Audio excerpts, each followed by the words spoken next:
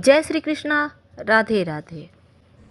हिंदू धर्म में मोर पंख का बहुत महत्व है और मोर पंख न केवल भगवान श्री कृष्ण को प्रिय है बल्कि माँ सरस्वती, माँ लक्ष्मी, भगवान कार्तिकेय, गणेश जी महाराज, भगवान शिव और साथ ही श्री हनुमान जी को भी पसंद है। तो हिंदू शास्त्र में मोर पंख रखना बहुत शुभ माना जाता है। मोर पंख कुछ लोग घरों में सजाने के लिए इस्तेमाल करते हैं तो कोई अपनी किताबों में रखता है। लेकिन क्या आपको पता है मोर पंख आपके घर के वास्तु दोष को भी ठीक करता है और ग्रहों की पीड़ाओं से मुक्ति भी दिलाता है।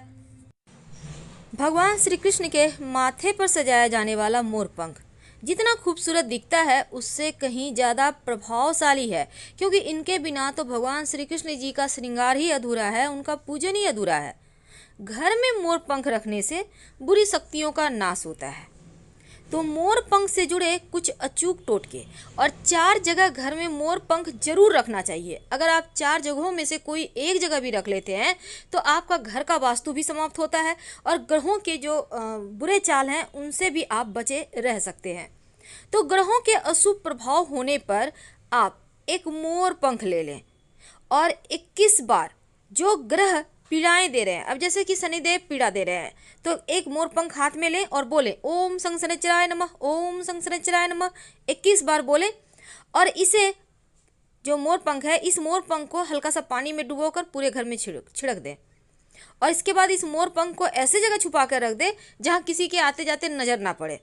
देखिएगा आपका शनि शांत हो जाएगा, बिगड़ा हुआ शनि एकदम से आपके अनुकूल फल देने लगेगा। अब कभी कभी क्या होता है घर में आकस्मिक तरक्की रुक जाती है, आकस्मिक रूप से बाधाएं आ जाती है, जो भी आपके घर में आप कमाते हैं वो बस खर्च होते चले जाते हैं। तो ऐसे में एक छोटा सा काम करें, अपने घर के मुख्य दरवाजे के अंदर, याद रखिए घर के मुख्य दरवाजे के अंदर ठीक ऊपर बीचों बीच, दरवाजे के ऊपर लेकिन घर के अंदर से गणेश जी की तस्वीर लगाएं। अब ये गणेश जी की तस्वीर छोटा बड़ा आपके ऊपर है, लेकिन तस्वीर की पीठ हमेशा घर से बाहर होनी चाहिए, क्योंकि गणेश जी की पीठ में दैवता का निवास है। और इसके बाद गणेश जी के माथे पर 3 मोर पंख लगा दें। पूरे घर का वास्तु दोष भी समाप्त होगा और तरक्की करने के नए रास्ते भी खुल जाएंगे। कभी कभी क्या होता है कुंडली का राहु ही बिगड़ जाता है, जीवन में बहुत परेशानियां देता है। अक्सर लोग कहते हैं कि मोर हमारे जीवन में जो बहुत ज़्यादा राहु तकलीफ दे रहे हैं, आकस्मिक रूप से दुर्घटनाएं, समस्याएं, धन हानि होते जा रहे हैं, तो यकीनन ये राहु का ही काम है। अगर आपका कुंडली में राहु का दोष हो तो मोर पंख हमेशा अपने पर्स में, अपने पॉकेट में, बटुए में रखें। महिला है पुरुष है हर कोई, राहु दोष समाप्त हो जाए, कार्यों की बाधाएं समाप्त हो जाएगी। अब बच्चे हैं, बार बार नज़र लग जाते हैं, आप सोचते हैं पता नहीं क्यों बच्चा पढ़ता नहीं है, खाता पीता नहीं है ढंग से, तो इस आप क्या करेंगे, अगर आपको लगे कि आपके घर परिवार को अक्सर नज़र लग जाता है तब आप अपने घर के मुख्य दरवाजे के पास ऐसी जगह मोर पंख लगा दें कि जैसे ही लोग आपके घर में आते हैं सबसे पहले नज़र मोर पंख पर ही पड़े। नज़र दोष उनका वहीं ख़त्म हो जाएगा और आपके घर में आकर आप लोगों का बुरा वो नहीं कर पाएंगे, या फिर उनकी दृष्टि में जो बुरी चीज़ें हैं वो मोर पंख सोख ले जाएगा। बच्चे का पढ़ाई में भी मन नहीं लगता है, तो अगर ऐसा है कि बच्चे का पढ़ाई में मन नहीं लगता, पढ़ा हुआ उसे याद नहीं रहता, तो उनके बुक्स में, कॉपी में आप मोर पंख रख दें। देखिएगा धीरे धीरे उनकी स्मरण शक्ति बढ़ेगी, एकाग्र होने की शक्ति बढ़ेगी और फिर पढ़ाई में उनका मन लगने लगेगा। तो कभी ऐसा भी होता है कि दुश्मन बहुत परेशान करते हैं, कई बार तो घर के लोग ही दुश्मनी करते हैं, साथ में रहेंगे, प्रेम से बात करेंगे, लेकिन आपके लिए कभी अच्छा सोचेंगे भी नहीं। अब ऐसे दुश्मनों से मुक्ति पाने के लिए एक छोटा सा प्रयोग, ये मोर पंख का प्रयोग आपके दुश्मन की बुद्धि बदल देगा।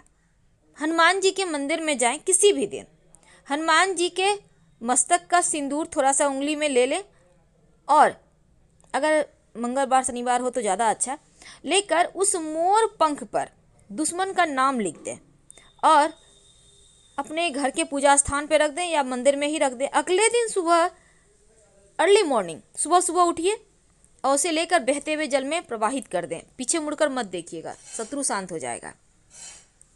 कई बार बहुत कोशिश के बाद भी आपकी मनोकामना पूर्ण नहीं होती, काम में बार बार अड़चने आती है, तब ऐसे में अगर जीवन में प्रेम खो गया हो, वैवाहिक जीवन में समस्या, आपके जो लव है उनके साथ आपकी नहीं बन पा रही, तब आप भगवान श्री कृष्ण राधा जी के मंदिर में जाकर एक मोर पंख उनके माथे पर सजाकर छोड़ दें। 40 दिनों तक वहीं पर रहने दें और 40वें दिन आप वो मोर पंख लाकर अपने बेडरूम में रख लें। प्रेम बढ़ेगा, खुशियाँ बढ़ेगी। जो पति पत्नी में अनबन है वो अपने घर के बेडरूम में पूरब या दक्षिण पूरब दिशा में मोर पंख रखिए, या फिर दीवार में मोर पंख आप लगा दें, या फिर मोर पंख का पंखा लाकर आप अपने घर में सजा दें। ये उपाय करने से आपके रिश्तों की मुश्किलें दूर होती हैं। अगर आपके छोटे बच्चे हैं, बार बार नज़र लगते हैं, तो उनके तकिए के कवर में मोर पंख डाल दें, उनके तकिए के नीचे मोर पंख डाल दें, उनके बेड के नीचे मोर पंख डाल दें। आपके बच्चों को नज़र नहीं लगेगी। चूँकि मोर का संबंध सुंदरता और खुशहाली से है, इसीलिए घर के लिविंग एरिया में, यानी जहां आप हमेशा बैठते हैं, यहां पर नृत्य करता हुआ एक मोर की पेंटिंग लगाएं, तस्वीर लगाएं। चूँकि मोर पंख लक्ष्मी, सौभाग्य, खुशहाली, धन धान्य और संपन्नता के लिए पूजनीय है, और मोर के पंखों का प्रयोग माँ लक्ष्मी की इन्हीं विशेषताओं को हासिल करने के लिए किया जाता है। तो मोर पंख को अगर आप बांसुरी के साथ घर में रखें भगवान श्री कृष्ण के पास, तो तस्वीर ये जो आप रख देते हैं उनकी तस्वीर के पास, तो रिश्तों में प्रेम बढ़ता है, सुख बढ़ता है, सौभाग्य बढ़ता है, खुशहाली आती है। मोर पंख जितना खूबसूरत दिखता है ना, उतने ही काम का है। अगर ग्रहों का अशुभ प्रभाव ज़्यादा परेशान करे, तब आप प्रयोग मोर पंख का जरूर कीजिएगा।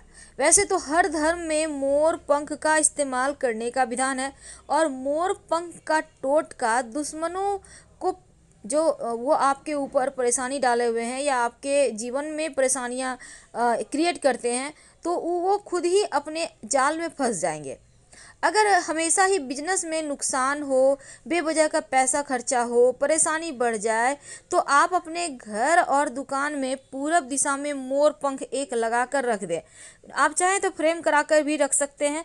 नकारात्मकता खत्म होगी, लक्ष्मी आती है, क्योंकि मोर पंख जहाँ रहता है वहाँ सिर्फ सकारात्मक ऊर्जाएं आती हैं। और अगर लाख कोशिश करने के बाद भी बार बार काम अटकते हो, मनोवांछित फल नहीं प्राप्त हो रहे हो, तो मोर पंख का प्रयोग जरूर कीजिए और अपने घर में ला के रखिए। तो पहला मोर पंख आपको ला के रखना है अपने गणेश जी की तस्वीर के ठीक ऊपर। कहाँ रखना है? घर के मुख्य दरवाजे के अंदर की तरफ से गणेश जी लगाने हैं और उन्हीं के माथे पर मोर पंख सजाना है।